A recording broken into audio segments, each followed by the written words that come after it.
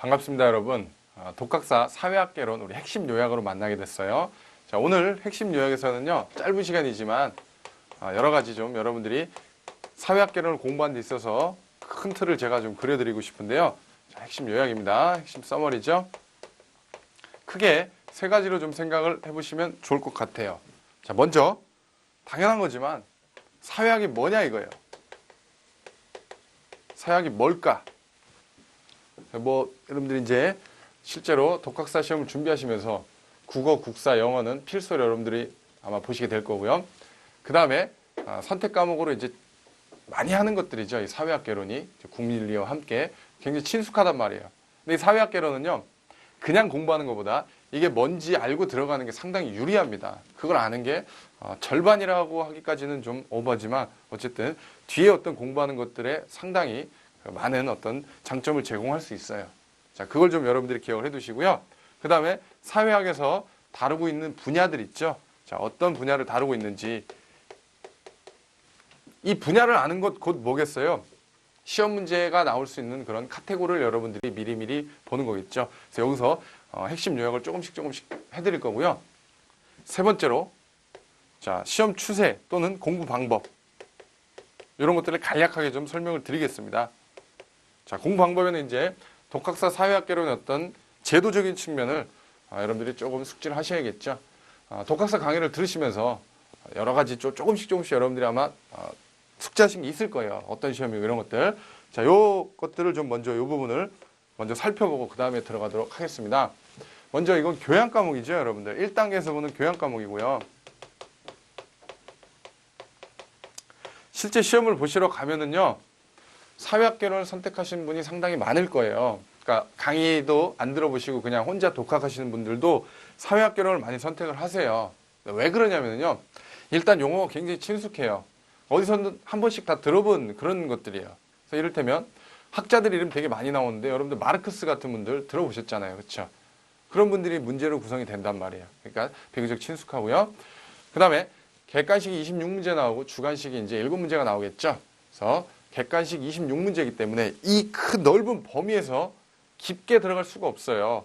그래서 어떤 논문 수준의 그런 깊이 있는 지식을 요하는 게 아니라 아주 그 개략적이고, 어떻게 보면 수박 겉핥기식 그런 것들 위주로 또는요, 목차 위주로만 여러분들이 기억을 하셔도 어느 정도 득점을 할 수 있게 문제가 나옵니다. 합격하라고 있는 시험이죠. 그러니까 국가가 제도를 만들어준 거잖아요. 좀 어쨌든 간에 좀 시기적으로 기회를 놓쳤거나 아니면요, 뭔가 좀 사정이 있어서 졸업장을 이제 취득하시는 분을 위해 국가가 만든 제도이기 때문에 떨어지라고 있는 시험이 아니에요. 그러니까 공부만 하면 맞추게 나옵니다. 자, 그렇다고 여러분들 너무 시험이 쉽다, 보면 다 합격한다, 그건 절대 아니고요. 공부만 하면 합격하게 나오는 시험입니다. 자, 그래서 교양이에요. 그러니까 전공이 아니죠. 아주 필수적이고 최소한의 어떤 소양만 물어보는 그런 시험입니다. 그래서 주관식 7문제도 상당히 좀 가로놓기나 아니면 단답식 이렇게 서술형은 안 나오는 추세다 이거예요. 나와도 한 문제 정도 나오겠죠. 보통 그렇게 많이 나오진 않습니다. 그렇게 보시면 될 것 같고요.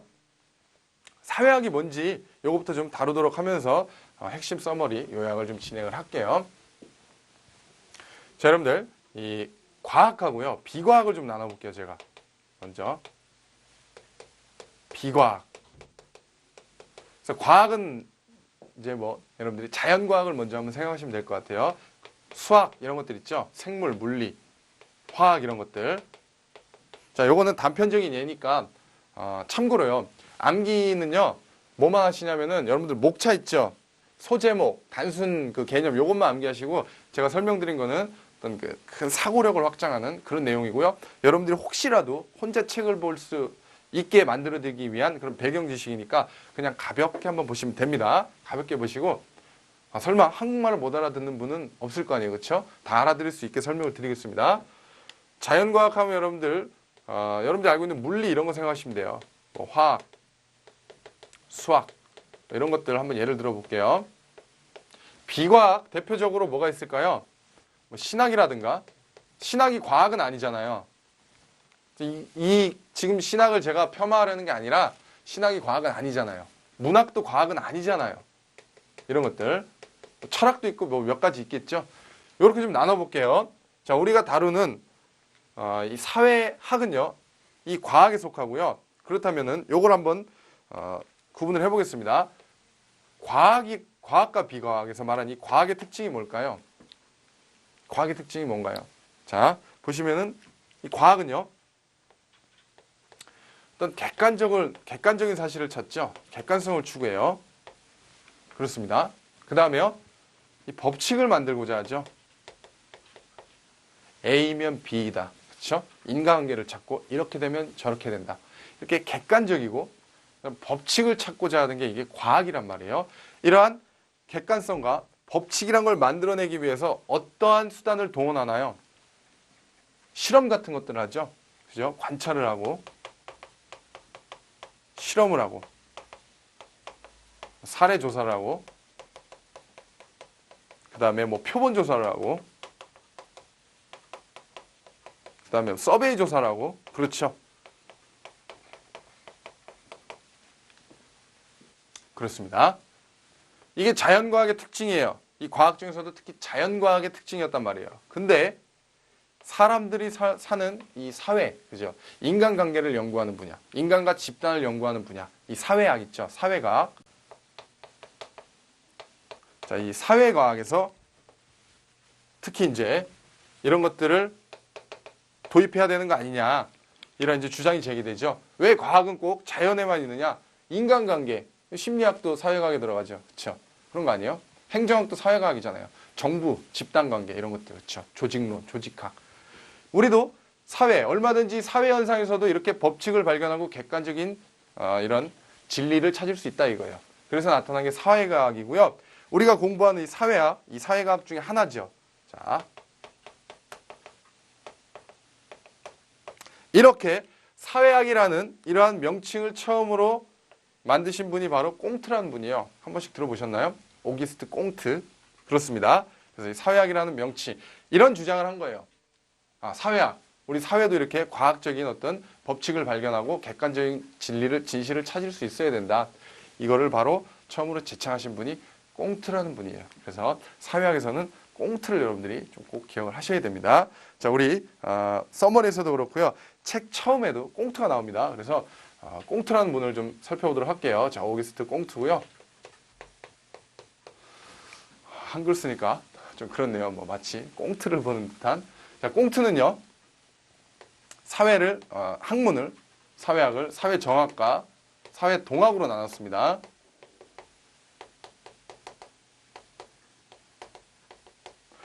요거는 여러분들 지금부터 우리가 이런 내용을 논의하기 위한 하나의 사전 어떤 배경 지식이고요. 이건 이제 여러분들 굳이 제가 언급을 안 하겠습니다. 이제 사회학도 사회과학이다. 그러한 전제하에 이제 진행을 하겠습니다. 사회정학과 사회동학. 자, 이 정의라는 건 뭔가요? 뭔가 좀 이렇게 안정돼 있고, 그렇죠? 정체돼 있고 이런 거겠죠. 동은 뭐예요? 뭔가 좀 역동적이고, 그렇죠? 막 변화하고 이런 거 아니겠어요? 자, 사회정학은 뭐냐? 쉽게 말하면요, 이 균형, 안정과 질서를 추구하고자 하는 그러한 분야라고 보시면 되겠어요. 사회동학은요, 이건 뭐냐? 변화, 그죠? 갈등, 자, 이런 것들을 대상으로 하는 그런 분야라고 하시면 되겠다 이거예요. 그래서 꽁트는 사회정학과 사회동학으로 이렇게 학문 체계를 나눴는데요. 보시면 이 사회정학은요, 뭐하고 관련 있을까요? 사회 유기체적인 관점을 취합니다. 자, 이분의 어떤 그 학문 접근 방식은요, 사회정학에서는 사회 유기체적인 이런 접근을 취하고요. 사회동학에서는요, 진보적인 이러한 관점을 취한다 이거예요. 자, 이 내용을 좀 보도록 하겠습니다. 유기체라는 게 뭐예요? 자, 생물 유기체 뭐 이런 말 하잖아요. 서로 막 주고받는 거죠. 이렇게 단절되어 있는 게 아니라 어떤 부분의 어떤 기능들이 인체를 생각해 보세요. 뇌, 뭐 신장, 맹장, 간 이런 것들이 서로 다 단절되어 있는 게 아니라 서로 간에 주고받는 거죠. 어디가 하나 이상하면 다 같이 이상하고 그런 거죠. 그래서 유기체라는 건 쉽게 말하면 이런 것들이에요. 이렇게 서로 더 균형을 이루고 있고 조화를 이루고 있고 이런 것들을 이분은 여기서 강조를 하고자 합니다. 그래서 어떤 특정의 기능들 있죠. 보세요. 뭐 법률, 그 다음에 가치관, 뭐 제도, 정치, 경제, 문화 등등등 이러한 여러 가지들의 어떤 분야가 이렇게 조화를 이루면서 유기체적으로 관련이 있다. 이렇게 본 거고요. 자, 사회 동학의 입장에서 보는 진보적 입장은 뭘까요? 진보라는 게 뭐예요? 좀 여러분들이 보수에 좀 반대되는 한번 진보를 생각해 보세요. 뭔가 좀 극단적이고 갈등을 수반하고 이런 것들 생각해 보실 수 있겠죠. 자, 진보적 입장에서 강조했던 건 뭐냐면은요. 이렇게 갈등을 수반하는 거예요. 자, 요겁니다. 바로 여기서 핵심은요. 이 갈등을 수반하며 사회 변화를 이끌어낸다 이거예요. 자, 변화를 주도하는 자, 이런 이제 입장을 보이신 거예요. 그래서 이분의 어떤 두 가지는 여러분들이 반드시 기억을 하셔야 되겠고요. 그래서 요게 어떤 그 사회의 균형과 안정됐고 이런 것들의 어떤 그 특성을 잘 반영한다면은요. 이렇게 어떻게 보면 좀 안일한 거죠. 그렇잖아요. 맨날 평화만 있고 꼭 사람 사는 게 그렇지만 않잖아요. 항상 평화만 있고 항상 대화, 타협만 존재하고 항상 균형을 이루고 조화를 이루고 그런 것만 아니죠. 그래서 이걸 설명할 수 없기 때문에 이런 걸 만들어낸 거예요. 또 한편으로는 사람은 갈등을 하고 그렇죠. 때로는요. 뭐 이렇게 서로 싸움이 일어나기도 하고 그러면서 변화가 나타나고 사회가 발전을 하게 된다. 이런 두 가지 측면을 이렇게 나눠서 설명하고 있는 겁니다.